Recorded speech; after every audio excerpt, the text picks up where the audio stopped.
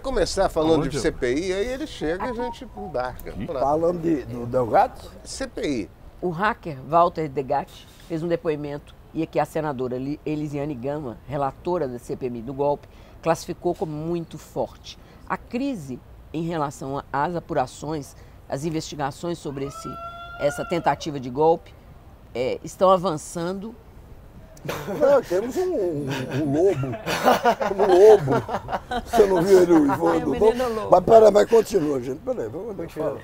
As investigações estão escalando e mostrando uma ligação muito, muito grande com o ex-presidente Jair Bolsonaro e vários militares de alta patente. Nunca se viu isso na história do Exército Brasileiro. Uma CPI investigando militares de alta patente por tentativa de acabar com a democracia. Mas esses militares, eu acho que eles entraram mesmo no foco da CPI, esses de alta patente, a partir do depoimento do Delgatti, porque ele agora deu os nomes, ele agora colocou esse pessoal no centro dessa tramóia para dar o golpe. Ele disse que foi um consultor da comissão dos militares na comissão de transparência da eleição. Isso, sim, é colocar os militares no meio e deu nome. Falou que foi levado pelo ministro da Defesa, que era o Paulo Sérgio, a conversar com os técnicos de informática do Exército para poder auxiliá-los a criar uma brecha para ter uma desculpa para sabotar a eleição. Então, a partir de agora, é isso mesmo. O foco, eu imagino que eu só queria saber por que vocês estão levando tão a sério esse...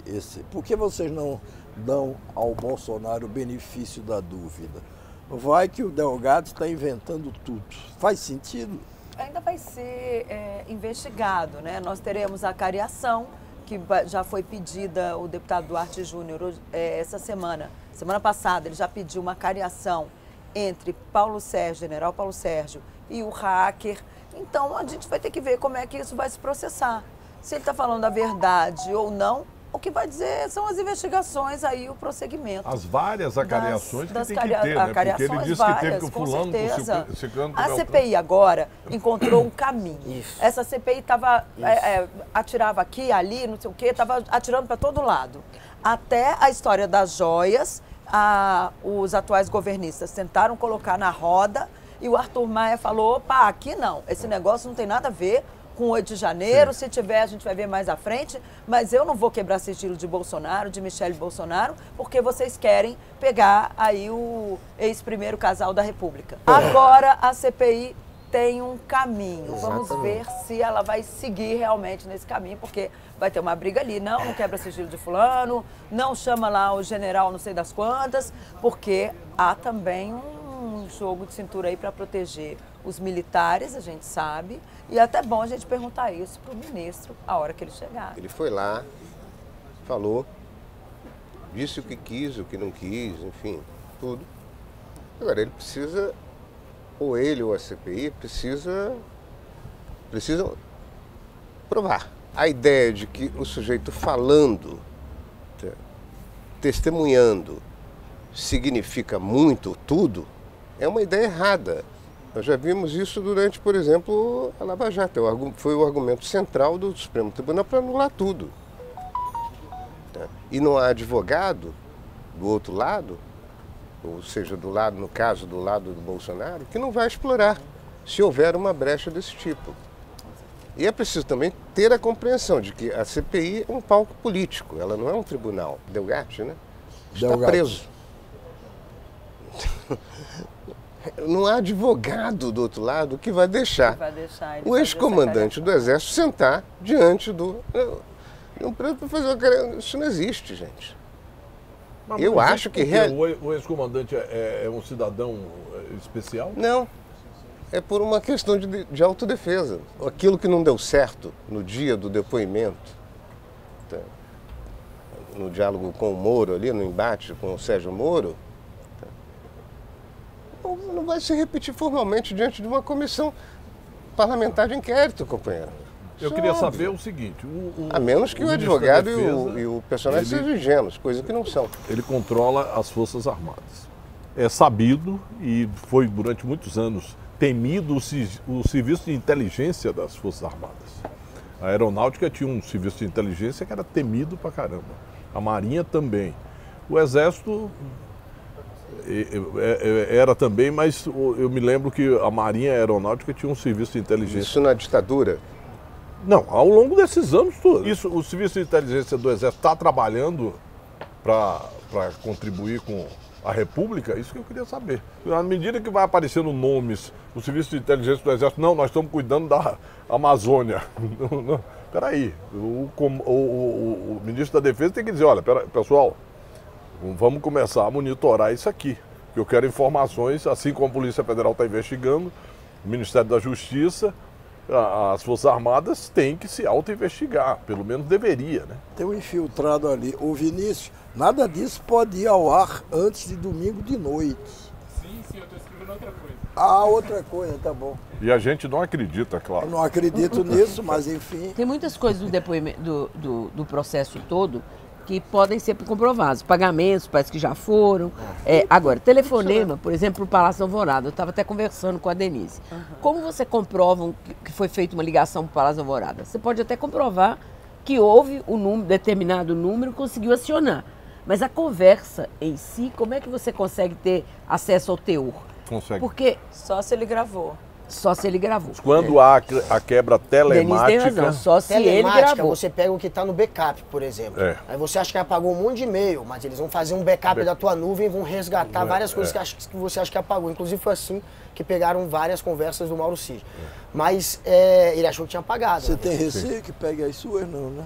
Eu já enchi a minha nuvem de tal maneira que não chega mais nada. Já está cheia há anos. Então, se pegar, vai ser de muito tempo atrás. Não Tá bom. nada, eu acho muito comprometedor.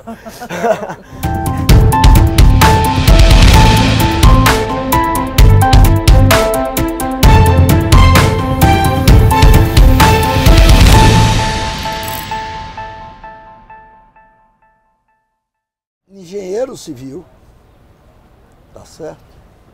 5 vezes deputado federal por Pernambuco, ministro das Relações Institucionais do primeiro governo Lula, ministro e presidente do Tribunal de Contas da União. Quando ele pensava que se aposentaria da política, recebeu um sinal em contrário. Uma vez ele disse, brincando, que seu sonho era sair da direita e ir para a esquerda. E quando estava indo, a esquerda veio. Veio em sua direção. É um dos melhores contadores de histórias engraçadas sobre a política. Eu espero que conte algumas mais tarde. E gosta também de cantar, tendo gravado um CD. Eu recebi de presente. O título é Pra Quem Eu Gosto. Para quem eu gosto. Agora tá deixa eu dar uma notícia em primeiríssima mão. Esse CD... Eu nem acabei de te apresentar. Hoje, é notícia importante. Hoje bom. o CD está nas plataformas, a partir de hoje. A partir de hoje está nas plataformas? Muito bem. Hoje ele ocupa um dos cargos do governo Lula que mais requer coragem, habilidade, bom senso, eu acrescento bom humor também. Tanto mais depois do que aconteceu em 8 de janeiro. Esta conversa da Confraria Brito será hoje com José Múcio Monteiro Filho, ministro da Defesa do terceiro governo Lula.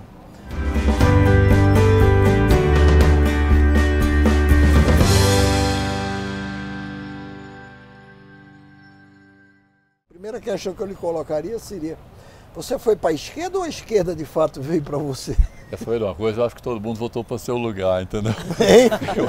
Todo mundo voltou para o seu lugar? Todo mundo voltou para o seu lugar, tá? As coisas estão mais distantes, eu acho. O que aconteceu realmente no 8 de janeiro? Olha, primeiro eu queria dizer da alegria estar com vocês todos aqui, velhos amigos, velhos companheiros, né? Foi uma coisa curiosa, eu digo que o 8 de janeiro é um dia que não acaba, a gente precisava acabar para cuidar dos outros dias, né? Não há uma conversa minha que não tenha 8 de janeiro. A posse do Lula, eu primeiro quero dizer o seguinte, eu tomei posse dia 1º de janeiro, mas comecei a trabalhar dia 6 de dezembro, procurando conversar com os comandantes, procurando saber como estavam as coisas, estranhando porque todos anunciaram que ia sair antes. O comandante, o chefe do Exército disse que ia sair dia 20, o outro disse que ia sair dia 25. E eu fui procurá-los para saber o que é que isso significava. Esse ato que nós íamos ficar até o dia 31, se não era inseguro para o país, né? Feria todos os preceitos os ditames da Constituição, consegui convencê-los a que ficasse. O do Exército ficou até o dia 30, não ficou 31, mas o da Marinha, com quem eu não estive, saiu no dia correto, e o da Aeronáutica também saiu no dia correto, e eu consegui que os interinos já fossem os substitutos. Foi dia 8 de janeiro. Vou falar um pouquinho do acampamento. Quando nós assumimos, os acampamentos, segundo dados do próprio Exército, tinham perto de 45, 46 mil pessoas, entendeu, Gu? No Brasil inteiro? No Brasil inteiro. O que era aquilo? Com o tempo eu fui depreendendo que aquilo era uma forma de você estabelecer um bom convívio dentro dos quartéis, porque ali tinham simpatizantes do governo Bolsonaro, do presidente Bolsonaro, legalistas, e tinham alguns simpatizantes do governo Bolsonaro que não aceitavam o resultado da eleição. Nós estávamos praticamente na semana de Natal. Tinha absoluta consciência que as forças não queriam de maneira nenhuma um golpe. Na véspera da posse do presidente Lula, foi uma festa nunca vista aqui em Brasília, né? Eu digo muito que não houve um beliscão, uma tapa, foi uma festa, todo mundo festejando a mesma coisa. Acho que houve um meio relaxamento. Não houve nada, está tudo pacífico, está tudo guardado, está tudo protegido. Eu ia todo dia, 2 vezes, eu passava pelo acampamento. Tinham pessoas importantes ali, tinham famílias de quem era contra o governo, famílias de quem era, como legalista, a favor de quem estava no governo, porque o militar Mas presta... dentro do mesmo acampamento? Pois bem, era uma forma de todos trabalhando. Aquilo era uma forma de estabelecer um convívio, e tinha os simpatizantes. Acho que na véspera do dia 7, dia 6 por aí, tinham, segundo dados do Exército, umas 1.500 pessoas. Aquilo estava se esvaindo.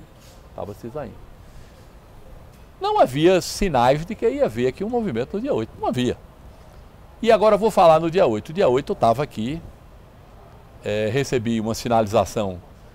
Nós não éramos responsáveis pela segurança das ruas, não é do Ministério da Defesa. Recebemos uma sinalização de que a polícia do Distrito Federal estaria toda na rua. Eu estava almoçando com minha mulher, quando recebi o telefonema que um mundo de gente estava se dirigindo ali para onde estava o Congresso, onde estava para a Praça dos Três Poderes. E foi o que foi. Agora o movimento não tinha um chefe, eu estava lá.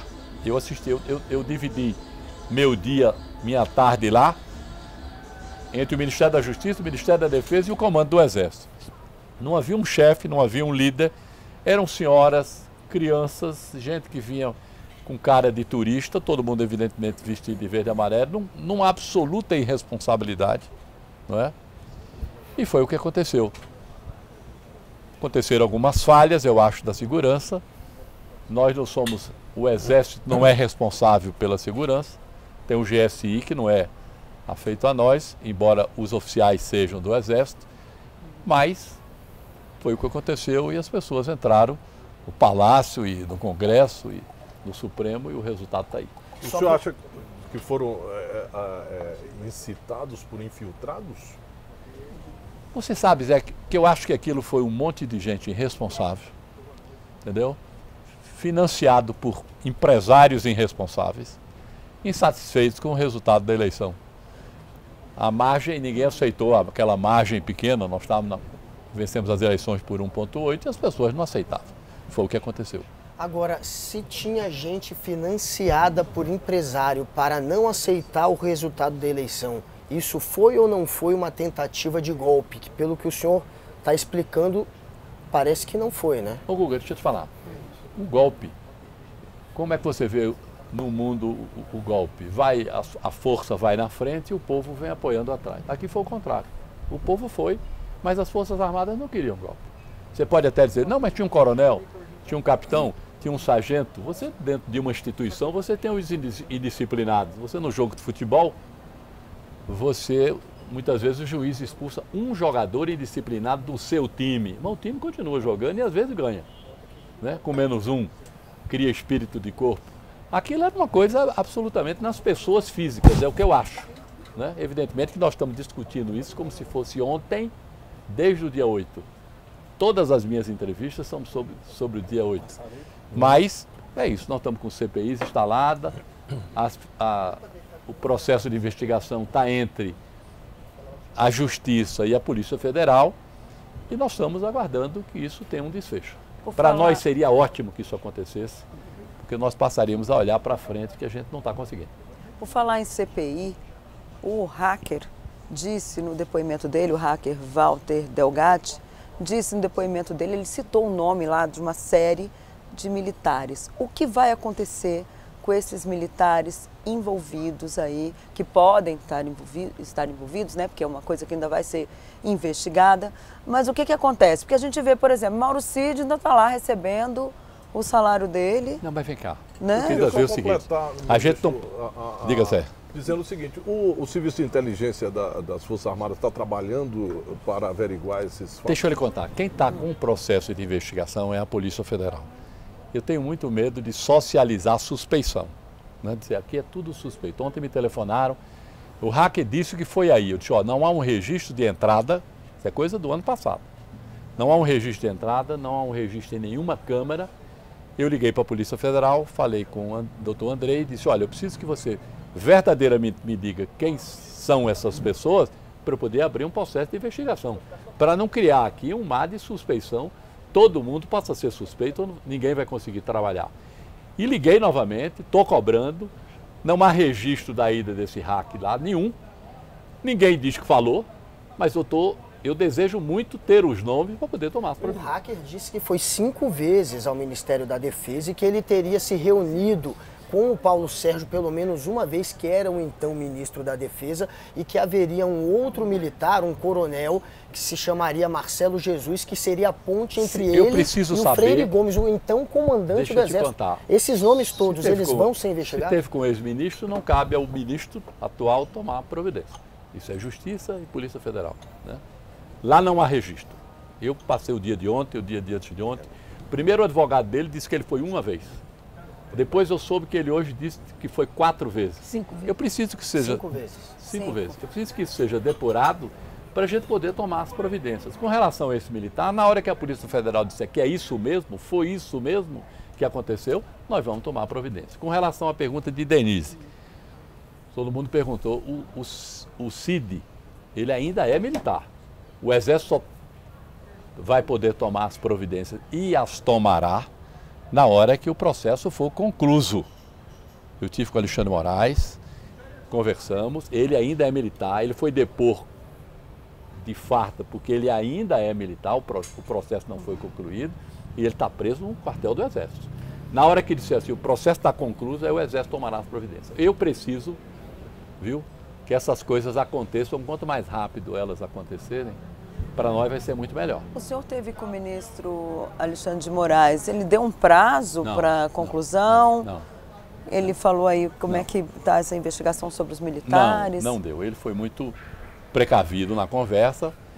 Foi logo depois que ele estava com os celulares e estavam saindo as coisas. Eu perguntei quando isso, se havia um prazo. Ele disse, não, nós estamos vendo, e foi muito... A conversa não foi... O general Tomás também teve com ele, né? O general Tomás esteve com ele também. E o que ele disse? Não, acho que foi a mesma coisa. São amigos, a conversa pode até ter sido... Uma vez eu fui com o general Tomás lá, mas a conversa ficou assim, de forma periférica. Ministro, no dia 21 de janeiro, o ex-ministro Zé Disseu deu uma entrevista afirmando que os atos seriam responsabilidade dos militares e dizendo que é preciso rediscutir o papel das Forças Armadas.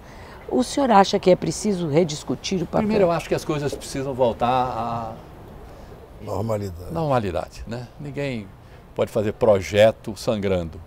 Então, eu acho que nós vamos voltar à normalidade. Né? A eleição passou, precisamos exercitar a fraternidade que nós sempre tivemos.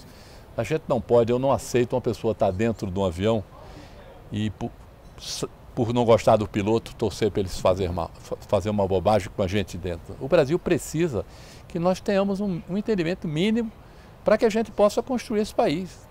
Nós não podemos ficar com essa ressaca dessa eleição o resto da vida. Eu torço muito, aí vou responder novamente a Guga aqui, que nós tenhamos os nomes de todos os militares, porque eu acho que o Exército precisa dar essa satisfação à sociedade, e dará, tomando as providências que vai tomar.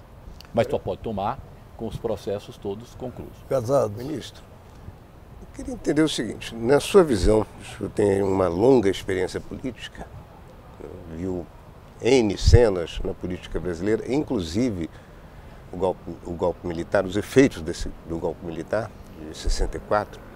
Queria entender o seguinte, na sua visão, hoje, o senhor é um civil, o que aconteceu nas Forças Armadas brasileiras depois da redemocratização? Que chegamos a esse ponto. Olha, a mistura de militar com político, um é fruto de uma carreira de 50, 60 anos. O outro é fruto de mandatos que duram 4 anos e são submetidos à vontade popular para votar de novo. Um tem carreira, cria-se um espírito de corpo, são amigos. Eu digo muito que o grupo que fica em torno do militar durante 50 anos, num determinado momento, quando ele vai para a reserva, o que era grupo efetivo transforma-se em grupo afetivo. Quem era tenente vira capitão, quem era capitão vira major, quem era major vira coronel, quem era coronel vira general. O general, quando se aposenta, aquele grupo vai seguindo, termina virando um grupo por muitos anos. Há um espírito de corpo que na política não existe, né? Eu sei mais sobre a política, foi onde eu vivi, do que com os militares com os quais eu convivo agora.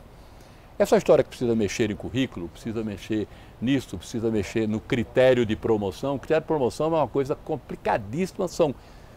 Eu estou viajando hoje para a formatura lá de Amã, são 400 formandos, chegarão 4 generais 4 estrelas, 1%. Para um general chegar a 4 estrelas, o critério é uma coisa, Wanda, que você não acredita como uma pessoa sobra numa peneira daquela. Agora, pode se rediscutir em condições normais políticas, sim, mas não com esse clima de suspeição absolutamente coletiva. Um general essa semana disse, olha, nós estamos assim numa situação delicada, porque a direita acha que nós deveríamos ter dado um golpe, está todo mundo insatisfeito. E a esquerda diz que nós queríamos dar um golpe que nós não queríamos.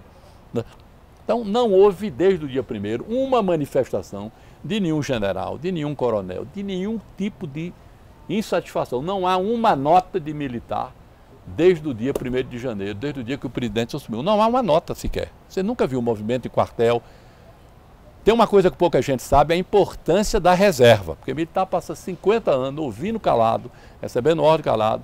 Se for de encontro ao que o superior diz, é indisciplina. E quando ele vai para a reserva, ele resolve abrir essa comporta, dizer tudo o que pensa, se reúne toda semana em clube militar. Tem almirante de 80, 90 anos que liga para mim me criticando. Olha, você falou bobagem, você não devia ter dito isso, você não devia ter dito aquilo. Assim mesmo, com toda a liberdade que ele hoje tem, né? Eu levo isso de forma contributiva. Eu digo, ó, quem quer me corrigir, está torcendo que eu acerte. Mas tem que levar essa coisa com muito equilíbrio, porque nós estamos lidando com a classe militar, que o último governo colocou muito eles na política. Eu acho que a coisa mais importante que nós vamos deixar, deverá ser votada agora em setembro, essa história de quem for para a política não volta. O que é que estava acontecendo? Como todos os ministérios tinham militares da reserva, ficou muito misturado, entendeu? Ficou misturado, não era a política, qual era o sentimento, por que colocaram ele ali, se foi por querer agradar alguns colegas, uma coisa. Aí alguns foram candidatos, e era candidato, perdia a eleição, voltava com o proselitismo do político, pensando em outra eleição, fazendo grupos de WhatsApp, fazendo reuniões dia de sexta-feira. Negociar para acabar isso de vez deu muito trabalho, mas eu consegui o absoluto consenso. Quando eles disseram, vamos fazer o seguinte aqui, quem for para a política tem toda a nossa admiração, agora ganhando ou perdendo não volta. E todos já concordaram? Todos, absolutamente todos, o processo está pronto na mão do ministro Alexandre Padilha para votar. Isso é uma coisa importantíssima. Alguns disseram, não, vai ter que botar as outras carreiras de Estado, tem que botar as polícias militares dos estados, porque formam-se sindicatos. O cara vem para um cargo importante, quando volta, não quer mais obedecer, não submete mais a transferências, os princípios de hierarquia ficam todos feridos. Em que pé que está essa não, norma? Está só faltando mandar votar. Mas inclui a polícia militar? Não. Não, é só não. Só Diz que o inimigo do bom é ótimo. Eu quis fazer uma coisa dentro das minhas responsabilidades para poder a gente ter autoridade de discutir, e são essas coisas inevitáveis que a gente tem que abraçar. Está faltando, então, só uma votação? Não, está faltando o governo mandar em forma de PEC, porque Padilha estava admitindo Tem que pegar ser o gancho. PEC? Proposta de Não, emenda Padilha estava constitucional? admitindo pegar o gancho em alguma coisa que tivesse a caminho. Me disseram que tinha um projeto da Perpétua Almeida, que ele estava querendo aproveitar, que já foi analisado em algumas comissões e chegar para lá.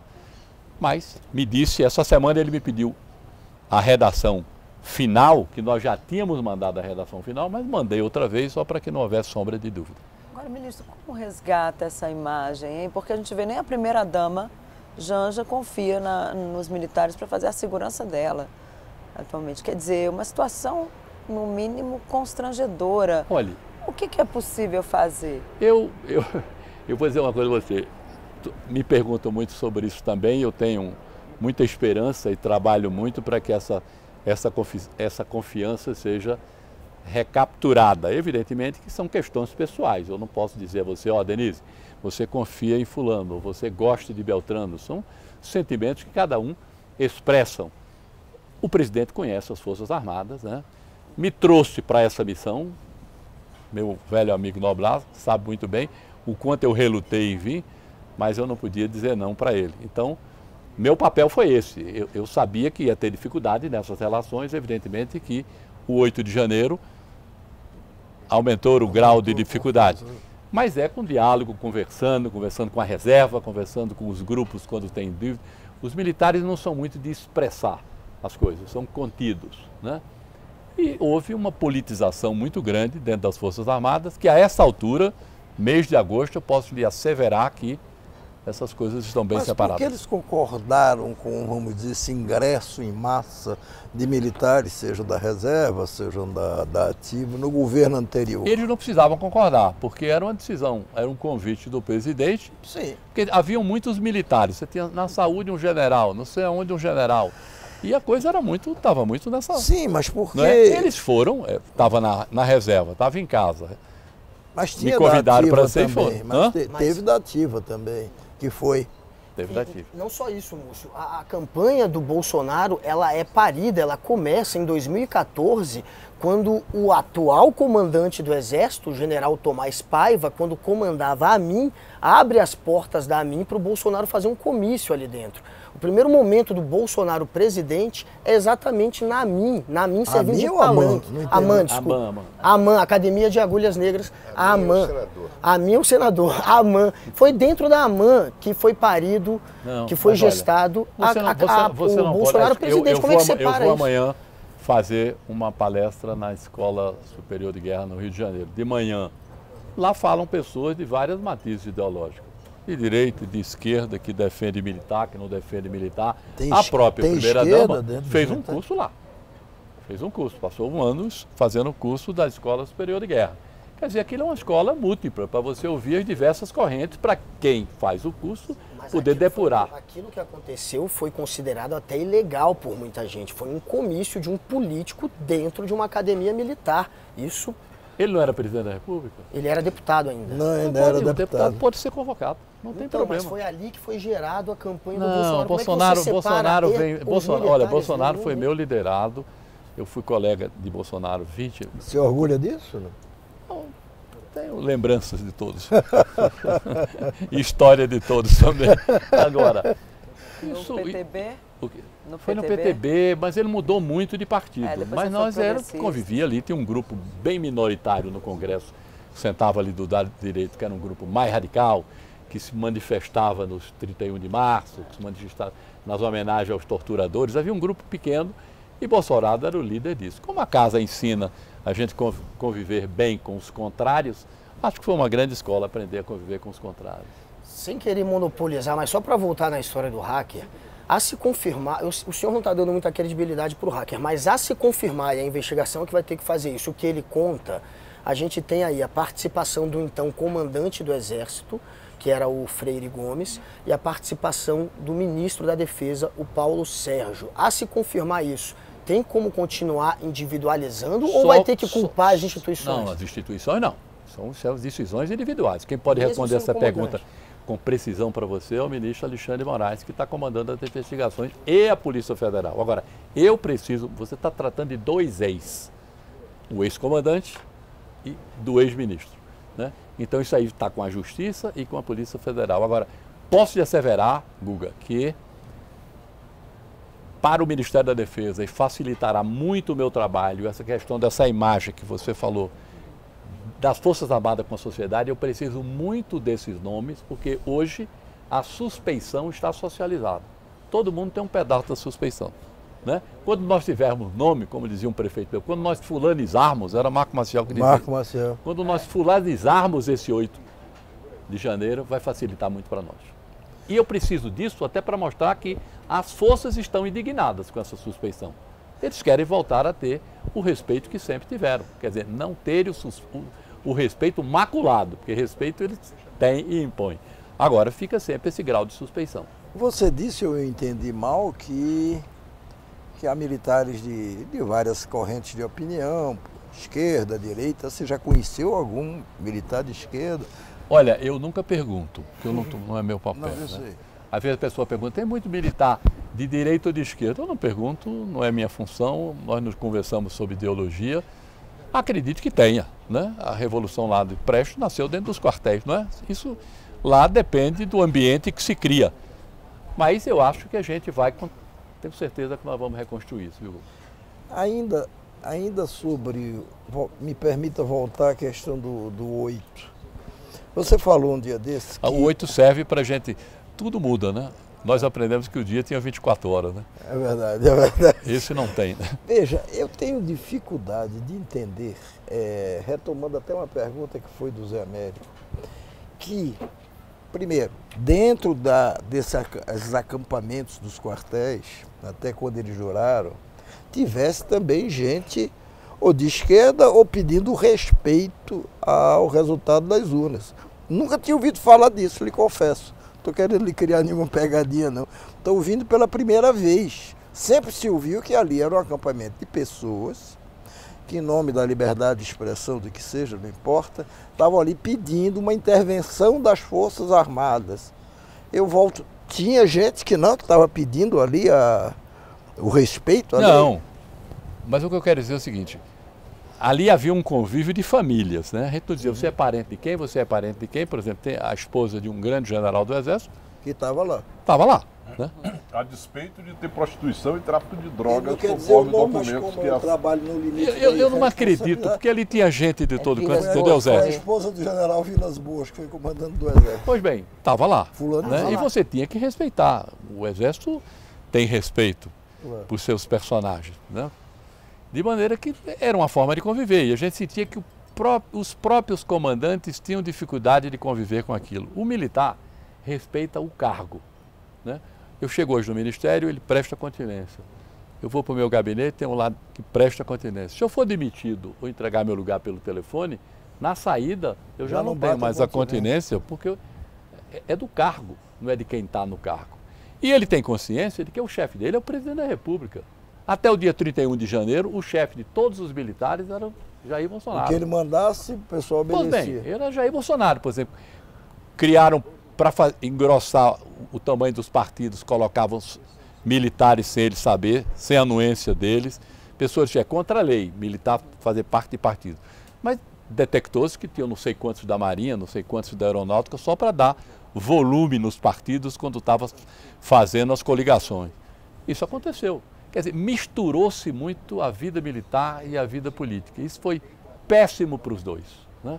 É isso que nós estamos procurando agora depurar, corrigir as sequelas, deixar as pessoas conversarem. Eu levei o presidente da República para a reunião do Alto Comando do Exército, ele se reuniu com o Alto Comando da Aeronáutica, ele se reuniu com o Alto Comando da Marinha. Tem gente que acha o que Wanda falou, que precisa mexer em currículo, precisa mexer na estrutura. Agora, precisamos primeiro serenizar. Mas só vai serenizar poder quando discutir. acabar, né? Essa Não, coisa não é toda. chegar a essas conclusões, A porque agora é semana todo passada, mundo com o suspeito. hacker. Vai um hacker, toca fogo de novo. Desde que nós chegamos aqui, a gente só fala em 8 e no hack, né? E nós vamos demorar com isso. Ontem eu dei uma entrevista também sobre... Ontem foi menos o hack, mais o dia 8. Nós estamos trabalhando para que isso passe. Agora, não podemos deixar isso ao Deus dará.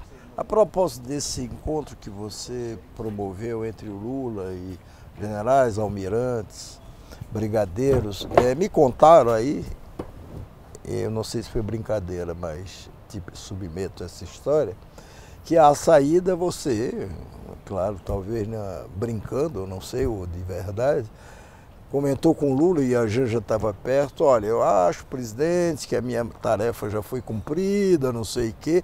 Aí a Janja disse, não, agora você não sai, você fica onde está. Mas não foi assim. Então como é que foi? Foi com essa veemência, mas não foi com... Não, ela comentou, vamos dizer assim, que a crise foi lá atrás e que aquele ambiente, afinal de contas, eu estava levando lá para o Palácio todos os promovidos dentro dos critérios. Hã? Você está melhorando a declaração da Janja? Estou. Mas não foi. Ela não fez com o espírito de querer tratar com desdém, com agressão. Não digo isso, mas houve esse episódio de você ter dito isso, de brincadeira. Não, minha mulher estava junto, nós brincamos, disse, olha, eu estou me sentindo aqui meio de missão cumprida. E aí ela disse, não, agora é que você não sai. Não, mas ela não falou assim, sair, não, você fica. Eu achei até um incentivo. Não. O senhor falou que achou estranho que as altas patentes das Forças Armadas, antes da posse de Lula, queriam entregar os cargos. Quando o Bolsonaro escafedeu-se antes da posse, o senhor não teve um estalo assim de conectar esse sentimento de abandonar os cargos com a ideia de Bolsonaro? E logo em seguida veio o ministro da Justiça, que também virou secretário e saiu do país. Nada disso criou assim uma...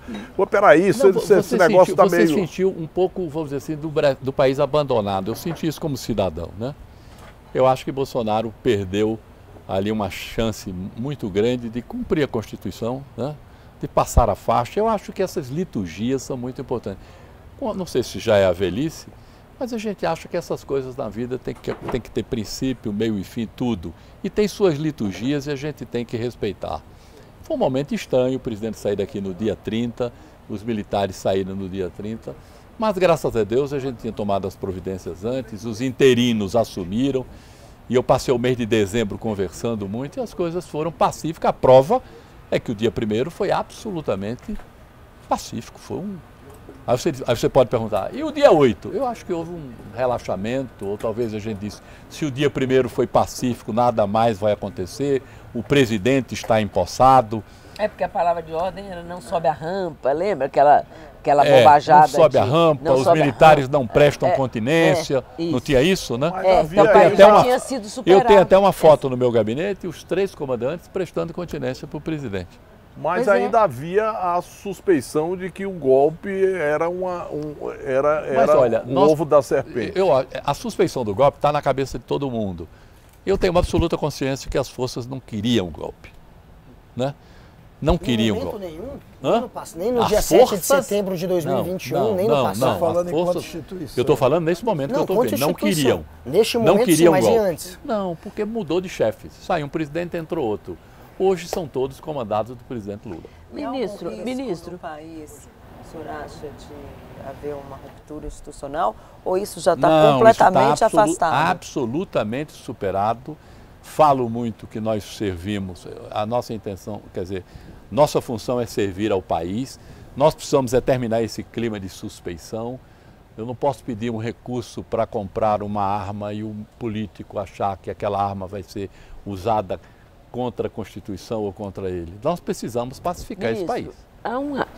A sensação, esses anos todos acompanhando a política aqui com algum interesse, todos nós, eu sempre acho que os militares não acreditam que os civis são suficientemente patrióticos e os civis não acreditam que os militares são suficientemente democráticos. Eu na frase sua colocaria alguns e alguns. Alguns. Aí a frase fica, alguns militares podem pensar assim, alguns políticos podem pensar assim. Mas são ambos necessários. Cada um deve seguir os seus preceitos constitucionais. O que nós precisamos, isso tudo é função disso, é que houve uma militarização da política, como se fosse tomar por ocupação, entendeu? E essa coisa já foi absolutamente sanada. Naquele dia, por favor, Casado. Quando eu ouço o senhor falando, me dá a impressão seguinte, e isso certamente as pessoas que estão assistindo também têm, de que todo esse processo de militarização da política aconteceu nos últimos 4, 5 anos. Se a gente olhar a partir da Constituinte para cá, esse é um processo gradual, tem sido gradual ao longo do tempo. A tal ponto que essa politização dos quartéis chegou ao extremo agora, 1, 2, 3, 4 anos atrás, nesse processo todo. E o que menos se vê e o que menos se ouve é o aspecto profissional das Forças Armadas. Elas custam muito ao país, um dos maiores orçamentos, se não o maior. Custa muito caro essa estrutura toda.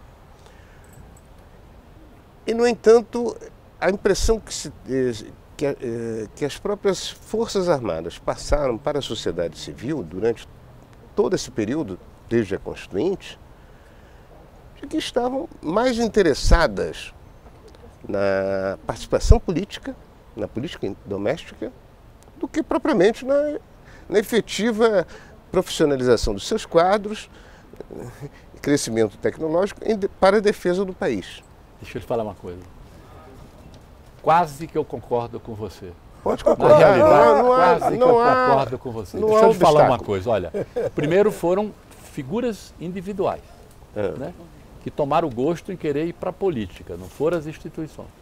Né? Eu acho que até os próprios comandantes, quando disseram eu vou sair antes, foi para dizer eu quero sair disso antes que dê um problema. Né? Agora, há uma falha nas Forças Armadas, porque tem muita gente que acha que soldado é só para evitar uma guerra, não é? É só para evitar um conflito. O Brasil vai guerrear com quem?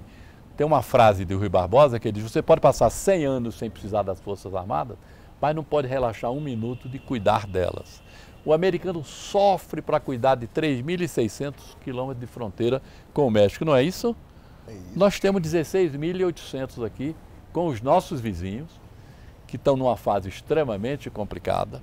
Recebemos 500 venezuelanos por dia em Roraima, é uma operação humanitária que a ONU morre de elogiar. Já hoje de manhã a gente esteve no Itamaraty falando sobre isso. Vizinhos com políticas complicadas, políticos sendo assassinados às vésperas da eleição, mas as nossas Forças Armadas têm um trabalho fora do comum de benéfico para a sociedade. No campo da educação, no campo da pesquisa tecnológica, o trabalho da Marinha é uma coisa impressionante no campo da energia nuclear, uma coisa espetacular. A construção do submarino lá em Itaguaí, em parceria com os franceses, é uma coisa de dar orgulho de ser brasileiro. Eu estive agora com o presidente na França, o ministro da Defesa vem visitar, nós estamos estudando uma possibilidade de criar aqui um hub para produzir aqui para os países vizinhos. Agora você repara o seguinte, um Gripen que a gente está construindo lá em São José, em Gavião Peixoto, em parceria com os suecos da Saab, um Gripen custa 75 milhões de dólares. Um avião. Um submarino que está se fazendo em Itaguaí custa 500 milhões de euros. Você num país com 10 milhões de desempregados, 30 milhões de pessoas com insegurança alimentar, você pedir dinheiro para comprar equipamento é uma coisa até que dá. Será que eu estou fazendo correto? Aí para criar coragem, eu digo assim, não, para fazer um Gripen você precisa 3.000 pessoas. Para fazer um submarino você precisa de 5.000 pessoas. Nós estamos gerando divisa. Agora, nós não podemos relaxar das nossas Forças Armadas. Primeiro tem na área da educação. O Exército tem toda essa área de fronteira de responsabilidade do Exército. Os equipamentos de radares, as pesquisas são feitas com o Exército, a indústria de defesa que somos nós que estimulamos. No 8º mês do ano, nós já vendemos mais 30% na indústria de defesa brasileira do que todo o ano que passou. Reconquistou-se a confiança, passou-se a acreditar, passou-se a conversar, passou-se a ouvir críticas. É importantíssimo você ouvir as críticas. Onde é que eu estou errado? Você está errado nisso, procure consertar. Uma coisa é quem vem para brigar comigo, outra coisa é quem vem para me pôr no rumo certo. Acho que as coisas estão funcionando bem. Essa desmilitarização aconteceu. Não se fala mais em política nos quartéis. As coisas estão absolutamente pacíficas. Agora, a diferença da sua pergunta para o que eu penso. Os militares precisam dizer o que fazem de bem por esse país. é um país gigantesco, é um continente. Nosso exército é pequeno em relação aos outros exércitos do mundo. Nós investimos muito pouco. Tem gente que critica os investimentos. Pouca gente sabe o quanto se investe. O ano passado foram investidos em defesa no mundo 2 trilhões e 200 milhões de dólares. Nós investimos 1,05% do PIB. É muito. Se você disser que está faltando comida em Piripiri, que está faltando cesta básica em algum lugar, mas nós não podemos deixar que se esvaia. Precisamos investir mais na área de educação. Por exemplo, me permita ir um pouco além. Estamos agora levando o ITA para Fortaleza. Isso, para mim, só isso justifica a minha passagem pelo Ministério. Chegou-se à conclusão que 40% dos aprovados no ITA são de 2 escolas de Fortaleza. 40%, Guga. 40%? 40%.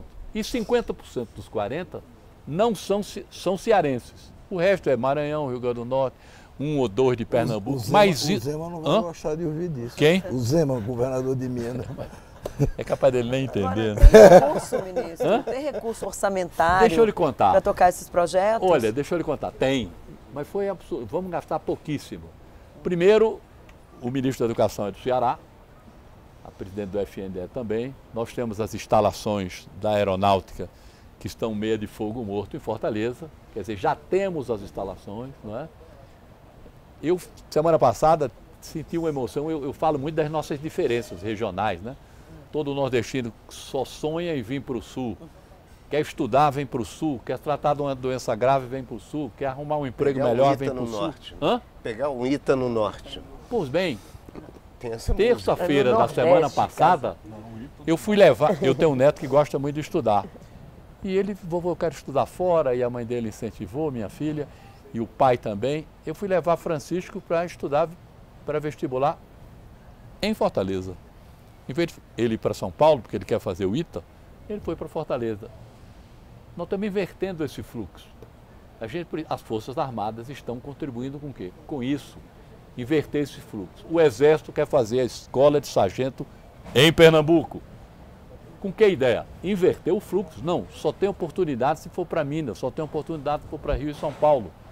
Isso é uma construção que passa dos períodos eleitorais. São projetos que duram 8, 10, 12, 20 anos. É isso que nós precisamos fazer. A gente precisa esquecer um pouco a eleição. Quem é o sucessor de Lula? Quem é que vai suceder a governadora de Pernambuco? Quem é que vai suceder o Zema? Nós somos muito eleitorais e a gente precisa se lembrar que nós estamos construindo para outras gerações. São projetos que passam das eleições, sobrevivem com as próximas gerações. Ministro, eu queria lhe perguntar o seguinte, o senhor falou aí do papel do Exército, das Forças Armadas de um modo geral, e principalmente com relação às fronteiras. O senhor está satisfeito com esse trabalho de proteção das fronteiras, principalmente na Amazônia? Você vai ter uma notícia, vou dizer aqui em primeira mão para você, nós estamos aumentando a faixa de fronteira de responsabilidade com o Exército. Ali acontece tudo, Zé. Eu conheço, eu já trabalhei muito na Amazônia. Não é? E os nossos vizinhos têm todo tipo de comércio. E os produtos que eles produzem passam por lá, por dentro da floresta. É muito difícil trabalhar dentro da Amazônia, você sabe disso. No ano passado foi encontrado um submarino amador dentro de Igarapé. Pô, bem, mas cuidando do submarino não tinha nenhum amador, concorda? Concordo. Pois bem, só tinha profissionais. É droga, é de que se vive aquela região. Eu estou agora fazendo uma visita nessa próxima semana, vou a Colômbia, Peru e Venezuela, exatamente para falar sobre essas questões das fronteiras. Nós estamos aumentando, o presidente concordou, já preparou o decreto, já está na mão de Flávio Dino, para a gente aumentar a faixa de fronteira de 150 quilômetros para 250 quilômetros. Eu acho que é uma grande notícia. Com isso, nós vamos botar mais militares dentro da Amazônia para poder não perder o controle que nós precisamos ter dela. Principalmente aqueles que ficam caminhando lá no calçadão de Copacabana. Pois é, vamos botar os que querem trabalhar para lá. Mas tem pessoal disposto aí, vai por obrigação mesmo? O Exército não pergunta quem, levante o braço quem quer ir. Eu tive agora em São Gabriel da Cachoeira e o comandante de lá tinha acabado de chegar de 2 anos em Londres. Agora vai passar 2 anos em São Gabriel. Garanto que não foi ele que pediu. Quantos militares tem na Amazônia? Parece que ao todo, ali no comando da Amazônia, parece que são 20 mil. mas quando junta com o Pará, que é outro comando, me parecem, viu, Denise, não tenho certeza do número, que são em torno de 30 mil. E o senhor acha que pode aumentar para quanto? O Exército está vendo o quanto pode aumentar, né, sem a gente aumentar contingente, mas tirando de outros lugares, das calçadas, como o Zé diz, para ver se nós botamos para lá. Ministro, tem um PL, que é o PL 557 de 19, que é de um senador que eu não faço questão de citar o nome dele. Mas é um PL interessante do ponto de vista que ele cria uma espécie de cota para a convocação de alistamento militar, para os vulneráveis. Eu não sei se o senhor tem conhecimento desse PL. Não. É um PL que ele atualmente a seleção das Forças Armadas tem os critérios, mas ele prioriza jovens egressos de abrigos e desse tipo de coisa. O senhor acha que isso seria uma espécie de função social do Exército? Pegar, por exemplo, filhos do Bolsa Família e dar prioridade, esse tipo de coisa? Eu acho ou tudo que é propositivo, né, para construir, eu acho ótimo e nós estamos abertos para discutir. Evidentemente que a gente precisa de dotação orçamentária. Ontem eu recebi um presidente de uma federação de indústria aqui de perto falando que queria fazer uma parceria do SESI, da área profissional do SESI, com o Exército, para que ali nós formássemos profissões. Eu acho que isso é uma coisa que o Exército pode ajudar, aliás, as três forças demais. Você preparar a mão de obra qualificada, disciplinada e com disciplina de trabalho nas três forças para ser absorvido. É uma escola, é quase uma faculdade, né? Você aprende ali amor ao seu país e aprende uma profissão. Eu acho uma coisa muito interessante. Você disse a propósito ainda do 8 de janeiro, que aí não tem como, é sempre uma referência. Eu durmo pensando nele e acordo pensando nele. E passa bem? Mal. Você disse que as Forças Armadas ali poderiam ter evitado os protestos golpistas não, as de Forças Armadas, se tivessem abrigo, vamos dizer assim, não, se a lei permitisse. Não, estou dizendo convocar uma GLO. Se a lei permite, não digo GLO, uma sucedânea, alguma coisa que dissesse assim, porque a Força Armada não pode estar na rua ajeitando o trânsito, essa coisa toda. Tem que Mas você acha que se o governo tivesse pedido, enfim, decretado uma GLO, que é uma garantia da lei e da ordem, teria sido melhor do que a solução adotada que foi... Ninguém ia saber, ninguém é adivinho, ninguém ia saber que aquilo ia terminar daquele jeito, né? Ninguém podia adivinhar. Eu acho que se nós tivéssemos uma ferramenta que permitisse as Forças Armadas irem para a rua, isso aí é um preceito constitucional que data de 1988, né? Uhum. Que quando há um problema qualquer com a Polícia Estadual, ou no Rio de Janeiro, ou em Pernambuco, em Salvador, em qualquer coisa, as Forças Armadas podem ir para a rua, ajudar, mostrar à sociedade que elas são parceiras da sociedade. Aquilo a gente tem que mostrar que estão para servir. Nós não estamos apenas aqui para defender o país dos vizinhos, nós estamos até para defender nós de nós mesmos. É o Papa quando vem para dar garantia absoluta, quando outros países vêm para o encontro aqui no Brasil para dar garantia absoluta. Eu acho que nós, com este nome ou com outro, nós não podemos abrir mão de ter o contingente que nós temos para ajudar a sociedade.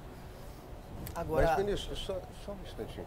Eu não entendi. O senhor falou, se nós tivéssemos um mecanismo, que mecanismo seria esse? Não sei. Esse negócio da GLO, você vê, mesmo com os colegas de vocês de imprensa, que não se vai mais usar GLO, é uma coisa que tem gente que diz que a GLO é uma ameaça de golpe. Eu sou de uma tese que quem quer dar golpe não precisa de lei, nem de regra, nem de manual. Mas né? falam-se isso lá no Quem dá um golpe rasga as cartas, a Constituição, tudo. No Rio de Janeiro vive. Mas está se estudando. GLO, né? Está se estudando. Estamos estudando uma forma de, sem se usar GLO, as Forças Armadas poderem ir para as ruas. Mas bom, explica melhor. Não sei, está estudando. Estamos estudando uma fórmula do presidente não poder. Não posso dizer como será, porque está em fase de estudo. Está na defesa, está na justiça, estamos ouvindo as pessoas para ver a forma da gente poder ir para as ruas. Agora, falando de GLO, tem uma história de que o senhor teria, né, sugerido a GLO numa conversa com o Lula no dia 8, uma conversa em viva voz, que a Janja estaria ao lado e ela teria gritado, isso é golpe! Não, olha, Mas nunca passou pela cabeça do senhor poder ser golpe, uma GLO? E teve, não teve isso? Você. Nós, infelizmente, com esse progresso das redes sociais, nós hoje administramos fakes. Né? Nós somos mais vítimas das fakes, nós não somos consequência dos fatos. Lá no dia da confusão, que eu vi que a coisa se volumou, alguém do outro lado, o presidente estava falando, não sei se comigo, com Flávio Dino, ou com... não sei, era muita coisa, muito telefone, alguém disse assim, bota o exército na rua. Alguém atrás disse assim, o exército só pode ir para a rua com GLO, porque é o mecanismo que permite o soldado do exército da Marinha Dourada irem para a rua. Então, aí, GLO de jeito nenhum. Pronto, é essa a história. A partir dali, estava sepultado o mecanismo da GLO.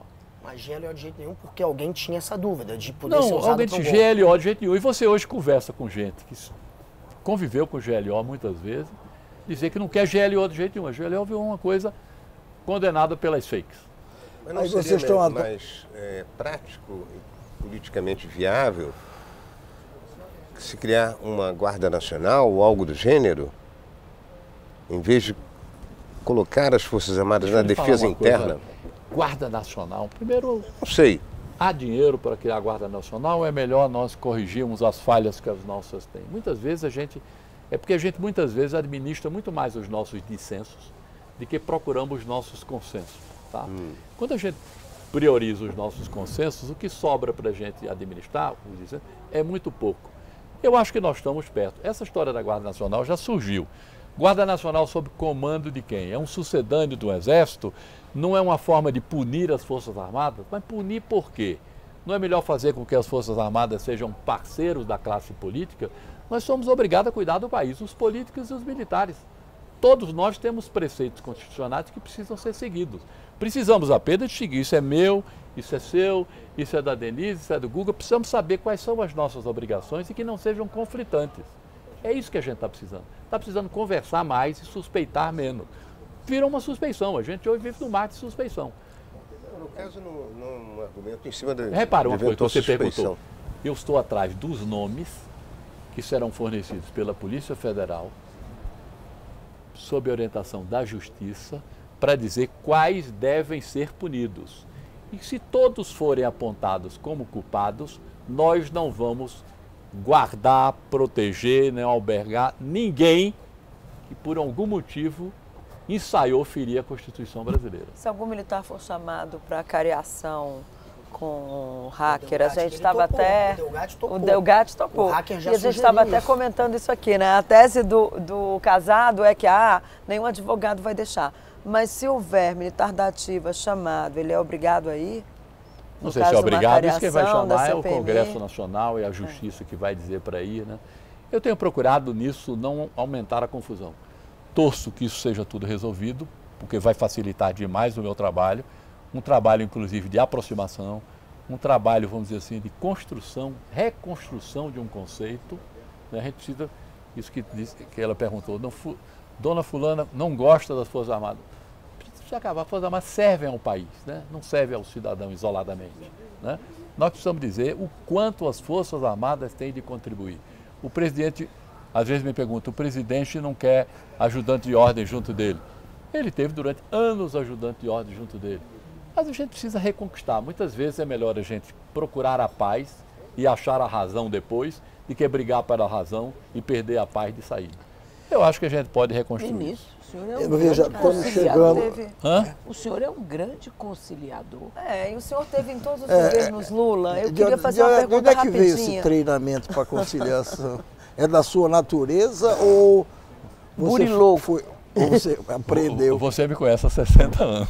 Ele tem, não revela a nossa idade. 55. Fica melhor. Fica melhor. Mas de onde é que vem? A vida, os calos, né? Veja, só um minutinho, nós estamos chegando ao final. Eu sou da tese que a gente tem que... Eu queria que ele fizesse uma comparação. A gente tem que engolir o sapo e pedir a receita. A penúltima questão. Eu queria que o senhor fizesse uma comparação aí entre o primeiro governo Lula, o segundo e esse de agora. O que mudou, assim? O que mudou na relação do presidente com seus ministros? Olha, acho que... Que mudança o senhor sente no presidente Lula? Deixa eu lhe contar. Primeiro, são momentos diferentes, completamente diferentes, né? O presidente saiu do governo com 87, voltou com 52. A gente tem que... A mão está fechada, precisa abrir a mão, porque tem 35 nossos do lado de cá, que podem vir do lado de lá, que podem vir para o lado de cá. Há muito que ser reconquistado pelo país. De um tempo para cá, criou-se um voto em legítima defesa. Isso é um modelo de voto péssimo para o país, né? Eu voto em você porque eu não quero Zé, não é pelas suas qualidades. Ou voto em Denise porque eu não quero Guga, não é pelas qualidades de Denise, é porque eu não quero Guga. Então, isso é uma coisa que tem acontecido nas últimas eleições do Brasil. O primeiro governo Lula, ele tinha uma abrangência maior do que tem hoje. O Congresso era diferente e a senhora é testemunha disso, ela também, que conhece aquele troço ao avesso, é diferente do que é hoje, diferente. Não é? Eu sou do tempo que o presidente da casa ligava para mim, o senhor paga a minha emenda? Ó, que coisa. As emendas hoje são impositivas, né? Eles não precisam dar esse telefonema aí, pelo amor de Deus. Hoje os poderes, não sei se independentizaram, se ficaram independentes ou se afastaram. A gente precisa conversar mais, eu acho. Os poderes, as pessoas, a classe política e a sociedade reconquistar o nosso espírito de fraternidade. O país não é de nenhum partido. Falar em conversar, todo mundo só pensa, até porque é natural, é inerente à sua posição, de falar muito pelos militares, enfim, sobre as questões das Forças Armadas. Mas eu sei que você tem conversado também muito além disso, até porque no governo se exige que todos dêem opinião, né? Como é que foi a história do afundamento daquele porta-aviões que ninguém no mundo queria receber e que a Marina Silva ficava lhe atanazando para que não contaminasse as águas do Atlântico? Aquele porta-aviões, aquilo foi uma coisa, mas realmente foi distraído. Foi, né? O primeiro porta-aviões estava afundado, metade. Uhum. E ninguém tinha sorte dele afundar. Quando e para o quando venderam ele para a Turquia, porque tinha amianto. Então, eram rebocadores, uma operação muito cara, que eu levando ele para a Turquia. O meio ambiente, o IBAMA da Turquia, no meio do caminho, resolveu cancelar a aquisição. Não atraca aqui. Volta para o Brasil. Volta o submarino meio afundado para o Brasil. Quando vai para cá, o IBAMA daqui diz, não aporta no Brasil. Eu fazer o que com aquele porta-aviões? Tem solução de desafundar? Não. Está afundado. Se soltar no meio do mar, vai bater numa praia ou vai ficar...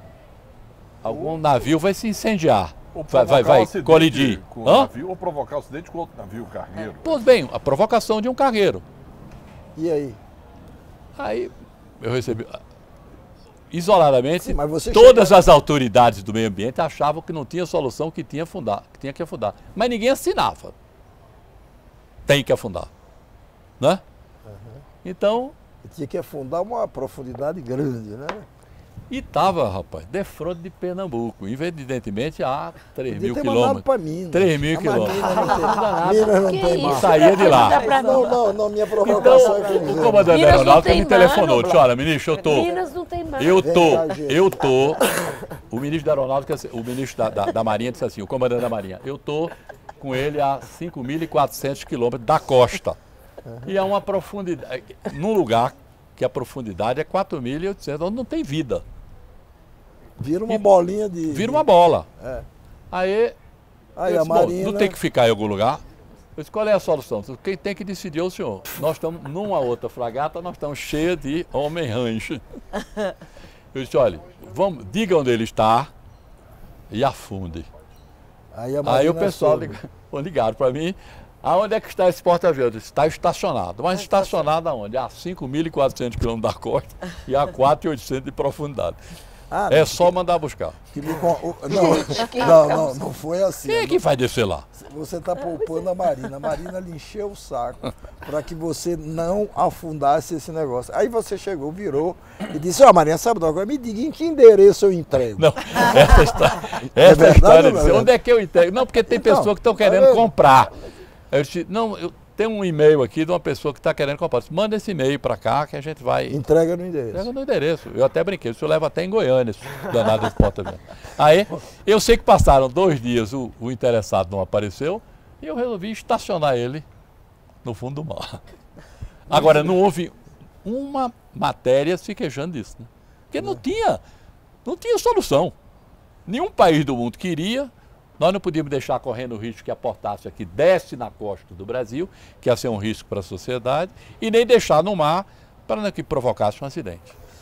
Muito bem, chegamos ao fim de mais uma conversa na Confraria do Brito, dessa vez com o ministro da Defesa, José Múcio Monteiro Filho. Tão logo ele sai, até porque vai ter que viajar de imediato, a gente começa a falar mal dele. Muitíssimo obrigado. Eu que lhe agradeço. Eu vou deixar você para me defender. Ele não vai contar mais nenhuma história, tem tanta história Qual o momento boa. mais engraçado deste ano? O quê? Qual foi o momento mais engraçado que o senhor viveu este ano? Ninguém respeita nada. Gente. Não é assim. Você está vendo que ninguém está respeitando mais a autoridade? O senhor tá cantando? Esse é o Ninguém, problema eu não lá. tenho nenhuma, você ainda tem, eu não tenho nenhuma. Mas vem cá, não teve. E a cantoria, Teve, menino? Não tenho. Parei de cantar. Não, a cantoria a gente vai ouvir Parou de na... cantar. Parou por quê? Não dá para cantar, né? É, não dá para cantar nessa altura. Nem o não. hino do Exército? Mas muito obrigado, antes que... Nem o hino do Exército? Você sabe que eu canto o hino nacional todo dia. Tem dia que canto 2, 3 vezes. É mesmo? E cada dia acho ele maior, sabia? Não acaba. Né? Quando pensa que terminou, lá vem hino. Por que não propõe um julgamento? Não, já me propuseram, mas não cabe a mim. O Osório Duque Estrada resolveu fazer daquele tamanho. Eu até disse assim, vamos misturar com Porque parabéns na para Copa você. sempre se toca mesmo, né? Ele fica mais compacto. Não, Wanda Célia, acabou. Acabou, obrigado.